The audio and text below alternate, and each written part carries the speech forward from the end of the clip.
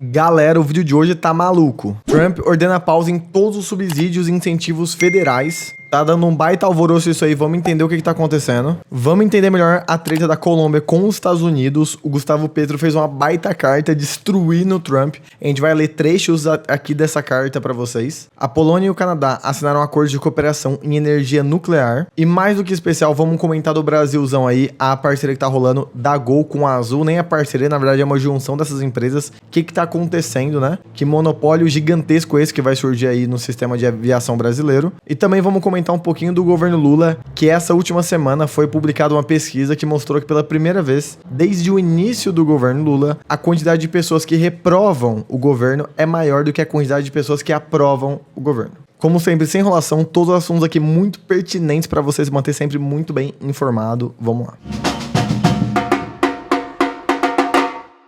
Bom, então basicamente, começando com o alaranjado, a partir de hoje, terça-feira que eu tô gravando esse vídeo, foi ordenada uma pausa em todos os subsídios e empréstimos federais para diversos setores dos Estados Unidos, podendo interromper programas de educação e saúde, assistência habitacional, proteção contra as mudanças climáticas e uma série de outras iniciativas. O diretor interino do governo Trump disse que esse investimento que o governo americano estava fazendo nesses programas sociais seriam, abre aspas nas palavras dele, um desperdício de dinheiro dos contribuintes que não melhora a vida cotidiana daqueles a quem servimos. Só que assim, toda essa grana ia para programas sociais dos Estados Unidos. Como assim não tá melhorando a vida a quem esse governo serve? Afinal de contas, a quem esse governo do Trump tá servindo? Deixa aqui nos comentários. Além disso, é bom lembrar que o governo Trump tá fazendo aquela enxurrada de ações executivas que ele prometeu, que nós estamos abordando aqui dia após dia. Então ele fechou todos os programas de diversidade, impôs um congelamento de novas contratações, demitiu uma galera, inclusive pessoal do alto escalão do governo, parou a ajuda externa a outros países, momentaneamente, pelo menos, e tentou, ainda não conseguiu, retirar proteções trabalhistas dos servidores públicos dos Estados Unidos. O líder democrata do Senado, Chuck Schumer, afirmou que o Trump não tem autoridade para bloquear esses recursos que foram aprovados no Congresso e que essa ação dele estaria sendo ilegal. Abre aspas nas palavras dele. Isso significará a perda de folha de pagamento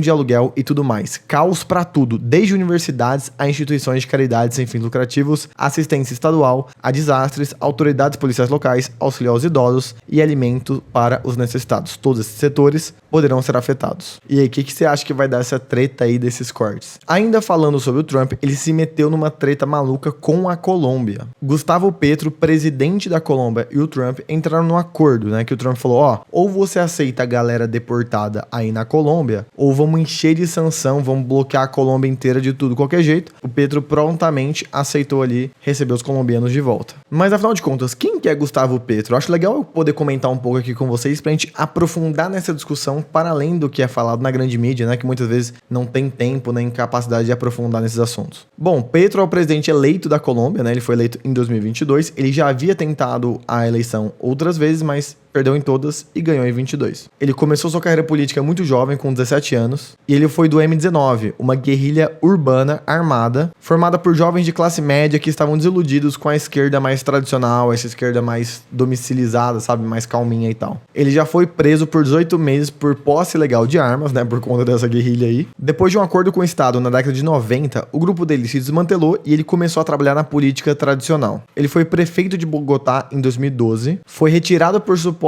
irregularidade no sistema de coleta de lixo, mas logo foi recolocado no cargo quando viram que não tinha nenhum problema. É importante destacar, gente, a instabilidade absurda que a Colômbia vive politicamente há várias e várias décadas, tá? Não dá pra imaginar a Colômbia como sendo um Brasil, não. Lá é uma disputa absurda pelo controle do Estado, pelo controle das instituições, tá? Então não dá pra comparar Brasil e Colômbia jamais nessa questão de estabilidade política. Eu só queria contextualizar um pouquinho que ele não é um cara que tá na política recentemente, ele está nessa militância desde que tinha 17 anos, ele é de uma esquerda mais revolucionária, uma esquerda mais agressiva, não é essa esquerda conciliadora, como por exemplo é o presidente Lula, se é que a gente pode chamar ele de esquerda, né? Enfim. E ele escreveu uma carta aberta ao Trump, que ele macetou o Trump, filho. Eu vou ler alguns trechos aqui, porque a carta é meio grande pra ler no vídeo, mas vou ler algumas frases, tá bom? Então vamos lá. César, me ajuda aí na edição enquanto eu estiver lendo, põe umas coisinhas na tela pra galera. Vou pedir ajuda aqui do nosso grande editor e criador César. Vai preenchendo o vídeo aí pra ficar legal pro pessoal. Vamos lá. Trump, eu não gosto de viajar pros Estados Unidos. É entediante. Mas confesso que há coisas admiráveis. Gosto de ir aos bairros negros de Washington. Lá vi uma luta inteira na capital dos Estados Unidos entre negros e latinos com barricadas, o que me pareceu uma idiotice. pois eles deveriam se unir. Confesso que gosto de Walt Whitman, Paul Simon, Noam Chomsky e Miller. Não gosto do seu petróleo, Trump. Ele vai acabar com a espécie humana por causa da sua ganância. Talvez um dia, com um copo de uísque, apesar da minha gastrite,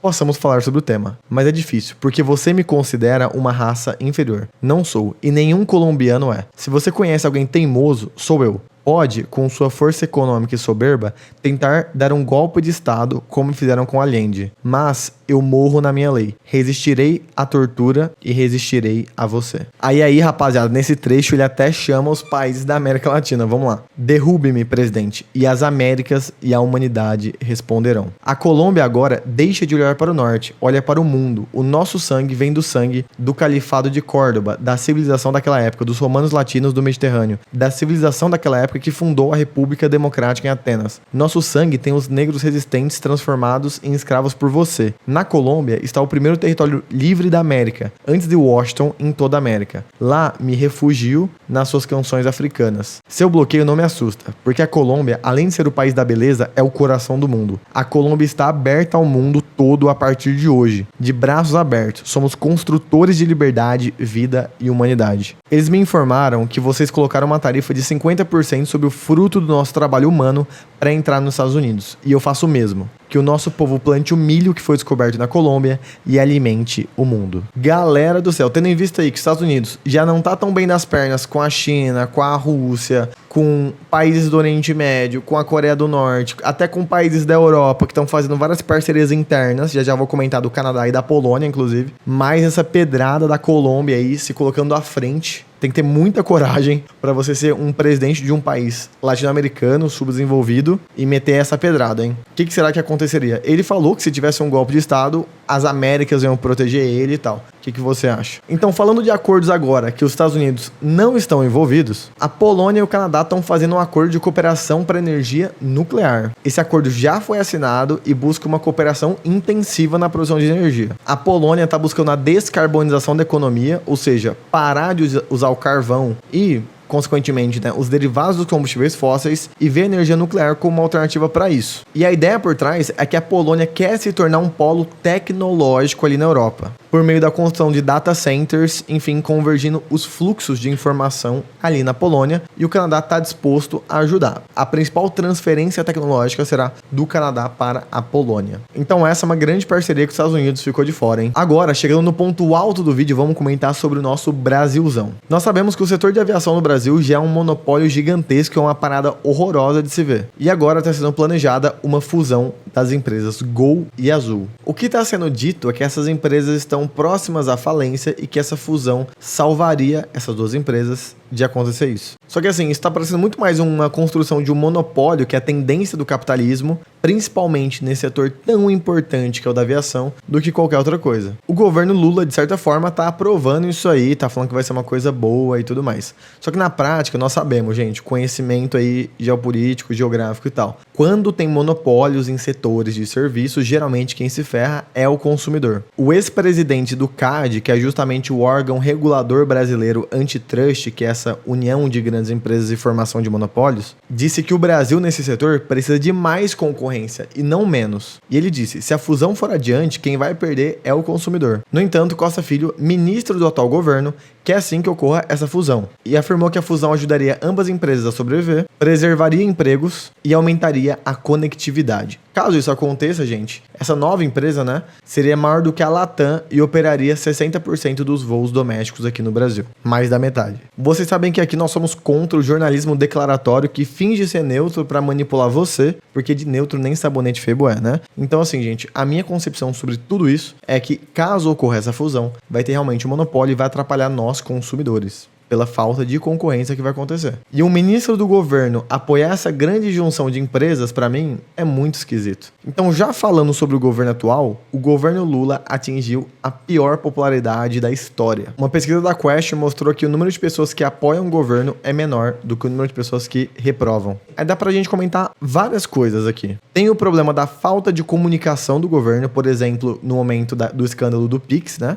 na qual foram criadas diversas fake news sobre o Pix para desmoralizar o governo, tudo com mentira, ladainha e tal, e o governo não conseguiu bater de frente. Galera, quem tá no governo tem a máquina pública em suas mãos, pode fazer comunicação pela TV aberta todo dia se quiser, pelo rádio, tem dinheiro para investir em publicidade, propaganda, enfim, comunicar com a população, é um dos deveres do governo. Mas assim, o problema não tá só na esfera da comunicação, se fosse isso, tava ótimo. Mas esse excesso de conciliação com o setor privado que o governo tá fazendo, tá afastando ele da própria população que o elegeu. Então, por exemplo, nem no governo Bolsonaro se privatizou tanto como agora no governo Lula, sendo que uma das maiores pautas do governo Bolsonaro é justamente a privatização, e o Lula tá superando o cara. Quando falamos de políticas econômicas, o próprio Haddad está sendo mais liberal do que o Paulo Guedes, estabelecendo teto de gastos, congelando benefícios sociais e por aí vai. Então assim, na minha concepção, um dos motivos dessa queda da popularidade, claro, além das fake news, além da falta de comunicação efetiva e tal, é a falta de iniciativa do governo para além dessas coisas simbólicas, sabe? Para além de dar um feriado a mais, de dar um prêmio aqui, de dar um abraço em não sei quem, para além disso, tá faltando melhorias de fato